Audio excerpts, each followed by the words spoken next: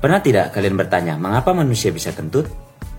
Secara sains, kentut terjadi karena adanya gas yang terbentuk di dalam saluran pencernaan manusia. Gas ini berasal dari udara yang tertelan saat makan atau minum, ataupun dari proses pencernaan makanan oleh bakteri di usus besar. Ketika makanan dicerna, terutama yang mengandung karbohidrat kompleks, seperti kacang-kacangan, kubis, atau brokoli, bakteri usus memecahkan zat-zat tersebut dan menghasilkan gas seperti karbon dioksida, metana, dan hidrogen. Gas-gas ini kemudian menumpuk di dalam usus dan harus dikeluarkan agar tekanan di dalam perut tetap seimbang. Proses keluarnya gas dari tubuh disebut flatus atau dikenal sebagai kentut. Tubuh secara alami akan mendorong gas keluar melalui rektum karena tekanan di dalam usus meningkat.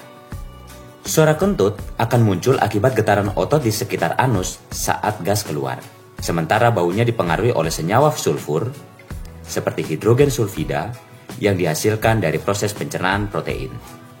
Jadi, kentut bukan hanya hal normal, tetapi juga menandakan sistem pencernaan bekerja dengan baik dan ada keseimbangan mikroba di dalam usus.